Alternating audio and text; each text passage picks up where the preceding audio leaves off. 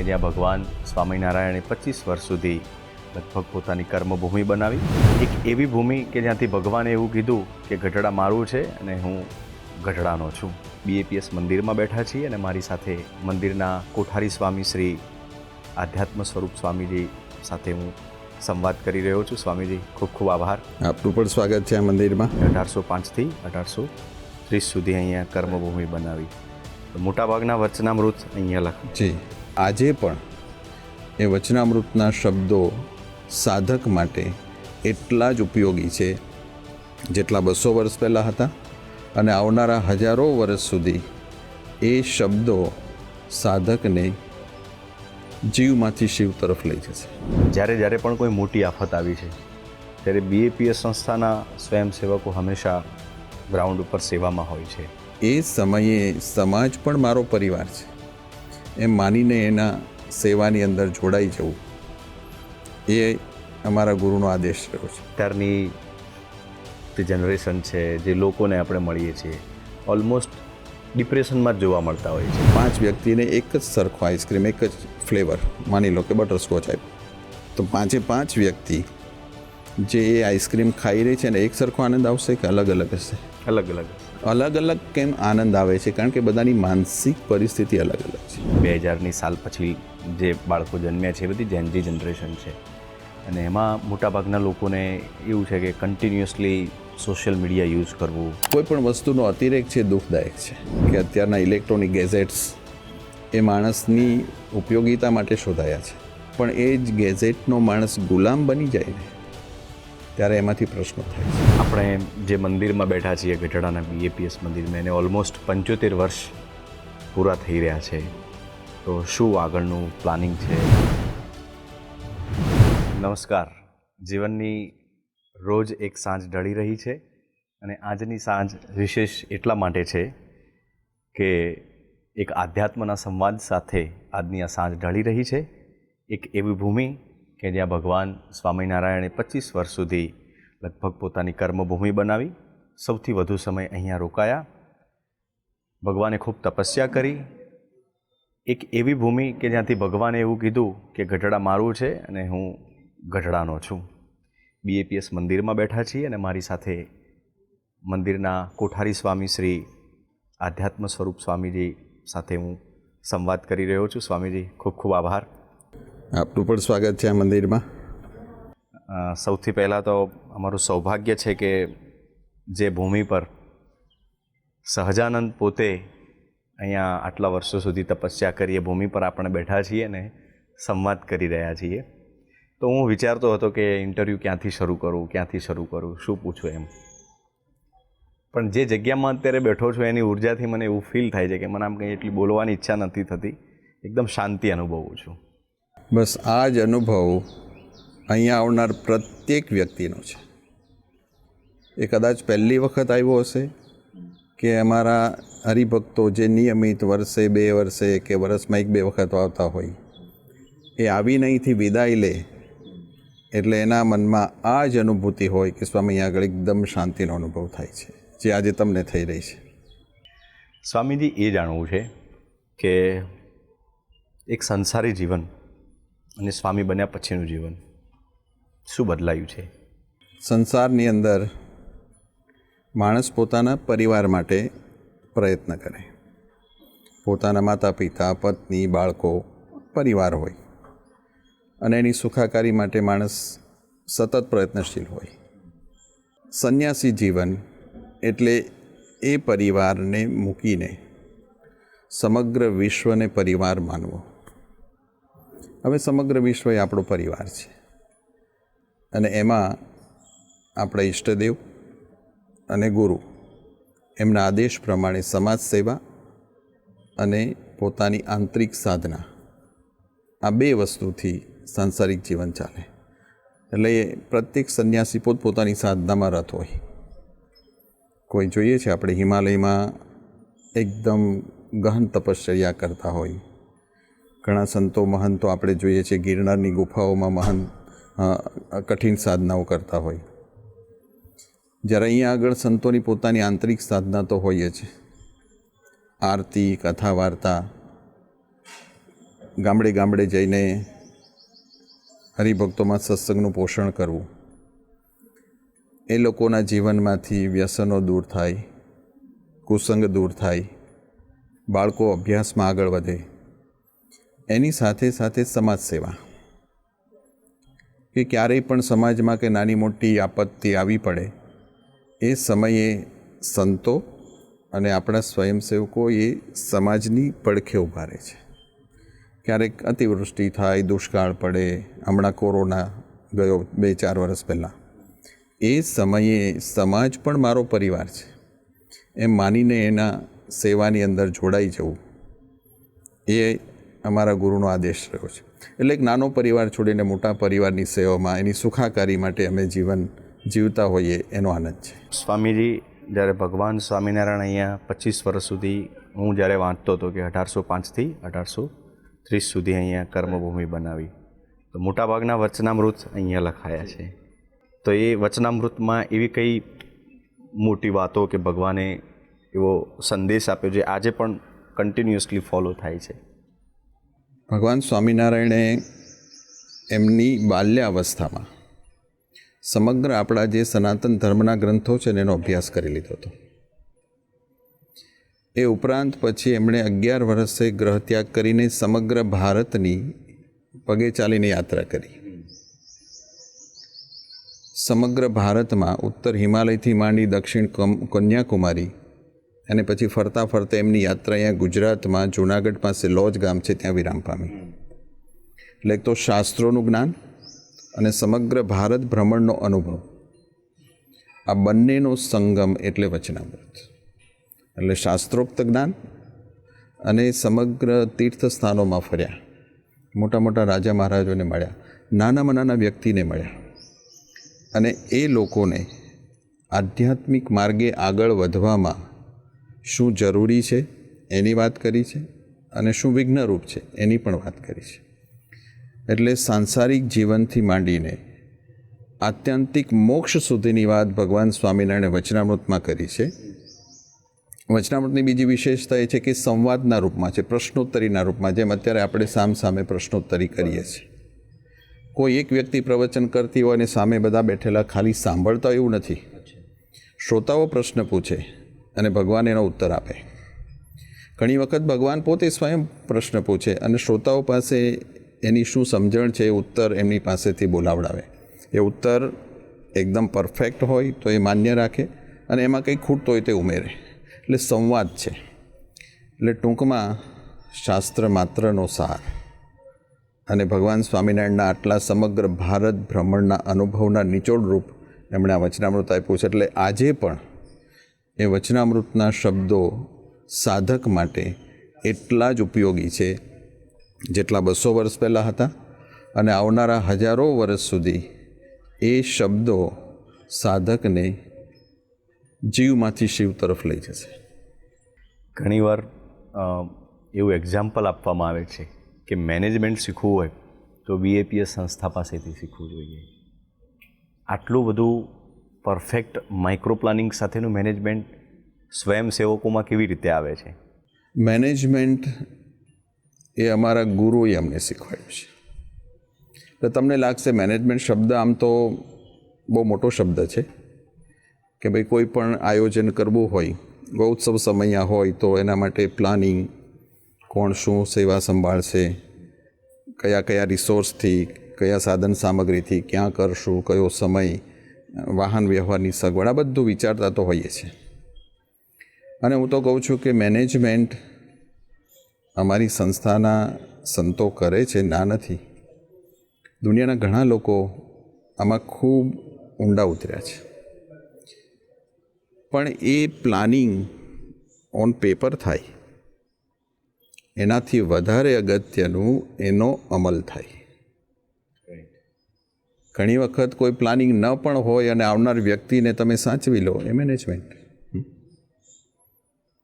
એટલે અહીંયા આગળ તમને જે કંઈ કાર્ય દેખાય છે ને, એ જે અમારા ગુરુએ આદેશ આપ્યો છે, જે અમારી સંસ્થાએ પ્લાનિંગ કર્યું છે, એ પ્લાનિંગને નાનામાં નાનો સ્વયંસેવક સંપૂર્ણ સમર્પિત થઈને અનુસરે છે એટલે એનું પરિણામ દેખાય છે મને.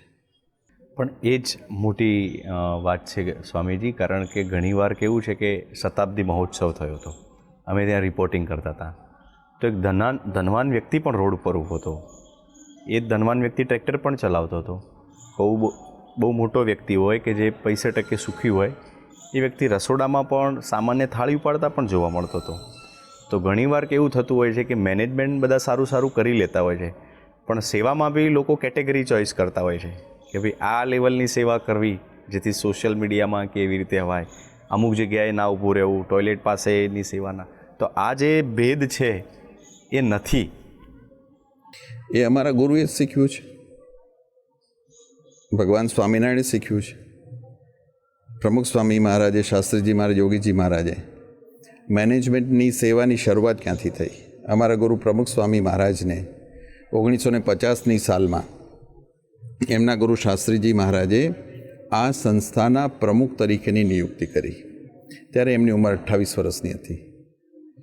નાનો એવો અમદાવાદની અંદર આંબલીવાલી પોળ છે, એક મકાનમાં સમારંભ હતો, 50-100 જેટલી વ્યક્તિ હશે. કાર્યક્રમ ગોઠવાયો, ટ્રસ્ટી બોર્ડમાં ઠરાવ થયો, થોડા પ્રવચનો થયા અને શાસ્ત્રીજી મહારાજે એક ચાદર ઓઢાડીને કહ્યું કે આજથી હવે આ સંસ્થાના પ્રમુખ નારાયણ સ્વરૂપદાસ છે. પ્રમુખ સ્વામી મહારાજ, સંસ્થાનો સર્વોચ્ચ હોદ્દો શાસ્ત્રીજી મહારાજ એમને આપ્યો.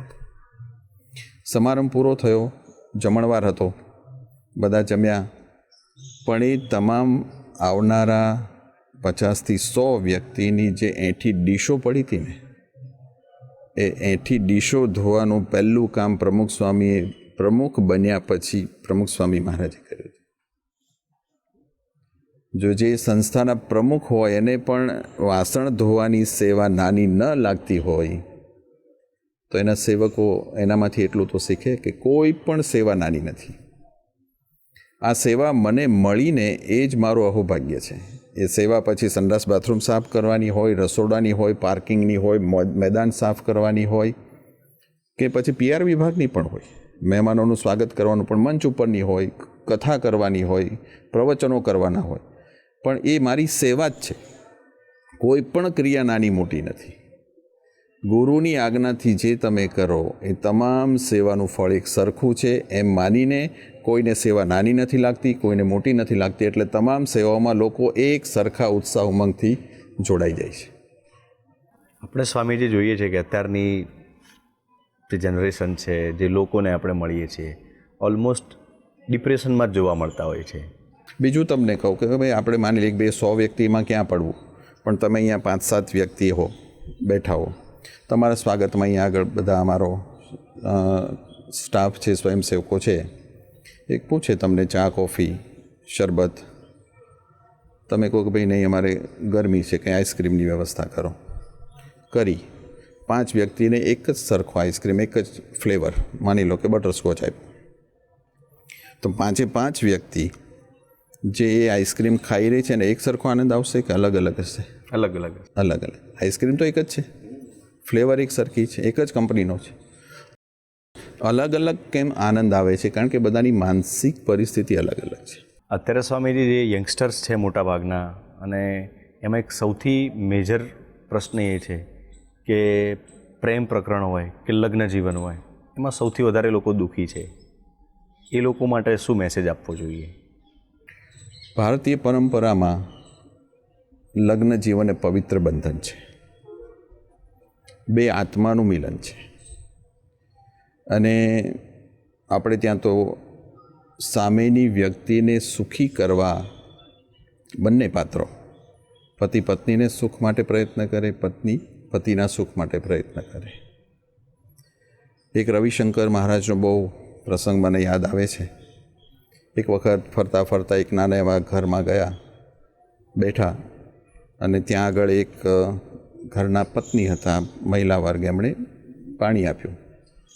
તો રવિશંકર મહારાજે જોયું, મહાન સમાજ સેવક, તો એ જે આવનાર મહિલા હતા ને એ દિવ્યાંગ હતા, પગે થોડીક એને તકલીફ હતી. થોડી વાર પછી એ ઘરના પુરુષ હતા, એ બહારથી આવ્યા. તો સામાન્ય રીતે એવું બને કે ભાઈ દિવ્યાંગ સાથે લગ્ન કરે, સંપૂર્ણ ફિટ હોય એ આવું પાત્ર પસંદ નથી કરતા સમાજમાં, એવું આપણે જોઈએ છીએ. તો પુરુષને કોઈ પ્રશ્ન નહોતો, એ બધી રીતે પરફેક્ટ હતો શારીરિક રીતે. એટલે રવિશંકર મહારાજે પૂછ્યું કે ભાઈ તમારા લગ્ન થયા પછી એમને કંઈ પ્રશ્ન થયો છે, કંઈ બીમારી આવી હોય, કંઈ એક્સિડન્ટ થયું છે? તો કે ના, પહેલેથી જ એના શરીરમાં પ્રશ્ન હતો, છતાંય મેં લગ્ન કર્યા, કારણ કે મને એના માટે પ્રેમ હતો. ત્યારે એને અહોભાવ થયો કે કોઈ વ્યક્તિ સામેની વ્યક્તિની આ શારીરિક નબળાઈ જાણે છે છતાં પણ લગ્ન કર્યા, કારણ કે એના મનમાં ભાવના શું હતી કે મારે એને સુખી કરવી છે. પણ સામે પછી એમના પત્નીએ જવાબ આપ્યો કે મહારાજ, એને પૂછો કે ભલે મારા શરીરમાં આટલી નબળાઈ રહી, ખોડખાપણ છે, છતાં પણ મેં એને મારી આ ખોડખાપણનો અહેસાસ થવા નથી દીધો, એવી રીતે મેં એની સેવા કરી છે. બંને એકબીજા માટે સમર્પિત હતા. તો કોઈ પણ શારીરિક આર્થિક સંજોગો એના જીવનના સુખી લગ્ન જીવનને વિચલિત નહીં કરી શકે. જ્યારે સામેના પાત્રમાં તમે કેવળ પોતાનું સુખ શોધશો અને કદાચ એમાંથી અપેક્ષા પૂરી નહીં થાય એટલે માણસ એમાં ડિસ્ટર્બ થઈ જશે. એટલે લગ્ન જીવન એટલે આત્માનું બંધન, અગ્નિની સાક્ષીએ તમે જોડાઓ છો અને અંતિમ સંસ્કાર સુધી એ બંધન રહેવું જોઈએ. અત્યારે એક જનરેશન છે, જેનજી જનરેશન, જે લોકો કહે છે કે ભાઈ 2000ની સાલ પછી જે બાળકો જન્મ્યા છે એ બધી જેનજી જનરેશન છે. અને એમાં મોટાભાગના લોકોને એવું છે કે કન્ટિન્યુઅસલી સોશિયલ મીડિયા યુઝ કરવું, નાની નાની બાબતો જીવનની સોશિયલ મીડિયા પર જાહેર કરવી, અને એમને એવું છે કદાચ કે ફોટો થકી જ પોતાની એક લાઈફસ્ટાઈલ બતાવી જે વાસ્તવિકમાં ન પણ હોય. એ જનરેશન વિશે તમારું શું માનવું છે? કોઈ પણ વસ્તુનો અતિરેક છે દુઃખદાયક છે.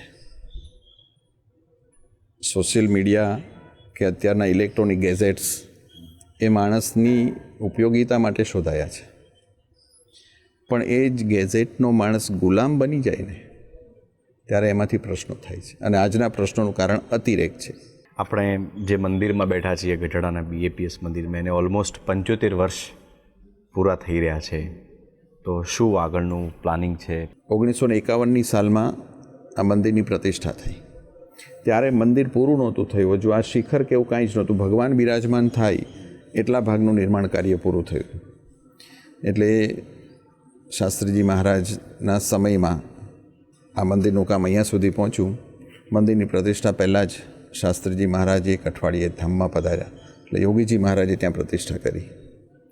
પછી એનું વિકાસનું કાર્ય અધૂરું હતું, એ બધું યોગીજી મહારાજે પૂરું કર્યું. આ શિખર, કળશ, આગળનો ઘુમ્મટ, ઘૂમટી એ બધું દેખાય છે. ત્યાર પછી અત્યારે જે આખું પરિસર આપણે જોઈએ છીએ, આ હવેલી, સભા મંડપ, ઉતારા, આગળ છે બધા પ્રવેશ દ્વાર, પ્રદર્શન, આ દરબારગઢ, એ બધું જ ભગવાન સ્વામિનારાયણના સંકલ્પ અનુસાર પ્રમુખ સ્વામી મહારાજે અને મહંત સ્વામી મહારાજે આપણને ભેટ આપ્યું. એટલે આમ કહીએ તો જે સંકલ્પ ભગવાન સ્વામિનારાયણે કર્યા હતા કે આ મંદિર આવું હોવું જોઈએ, પ્રદર્શનમાં અમે આખો એક ખંડ એનો રાખ્યો છે કે સ્વામિનારાયણ ભગવાને સંકલ્પ કર્યો હતો, એ આપણા ગ્રંથોમાં નોંધાયું છે. સંકલ્પમાં શું શું કરવાનું એ આખું પ્લાનિંગ પણ ભગવાન સ્વામિનારાયણે કર્યું હતું. અને અત્યારે તમને જણાવતા આનંદ થાય છે કે જે સંકલ્પ ભગવાન સ્વામિનારાયણે 200 વર્ષ પહેલાં કર્યો હતો, એ સંકલ્પ મુજબ જ પ્રમુખ સ્વામી મહારાજે આખું સંકુલ બનાવીને સમગ્ર વિશ્વને ભેટ આપ્યું છે. એટલે આજે કેવું હોય તો આજે આખું સંકુલ છે ને એ ભગવાન સ્વામિનારાયણના સંકલ્પનું મૂર્તિમાન સ્વરૂપ છે. એ મંદિરને હવે 75 વર્ષ પૂરા થાય છે એપ્રિલમાં. એટલે 75 વર્ષ નિમિત્તે અમારી સંસ્થાના વડીલ સંતો બધા જે પ્રમાણે આયોજન કરે એવો એક ભવ્ય ઉત્સવ થશે. તમામ હરિભક્તોની, અહીંયાના તમામ સંતોની અંતરની ભાવના છે કે ઉત્સવમાં પરમ પૂજ્ય મહંત સ્વામી મહારાજ પધારશે અને ખૂબ ભવ્યતાથી આખો આ મંદિરનો અમૃત મહોત્સવ ઉજવાય. અને અમે તો ઈચ્છા વ્યક્ત કરીએ એ વખતે આપ પણ પધારજો. અત્યારથી આમંત્રણ આપી દઈશું.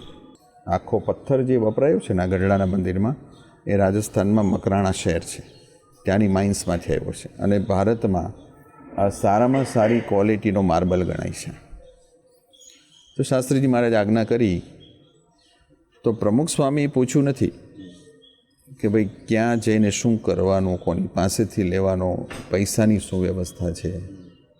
ગુરુની એક આજ્ઞા એટલે એમાં ઝંપલાવી દેવાનું બસ. પછી ગુરુ જ તમને આગળ આગળ રસ્તો બતાવે. આ પથ્થર લાવવા માટે પ્રમુખ સ્વામી મહારાજ ત્યાંની એક એક ખાણમાં ફર્યા છે.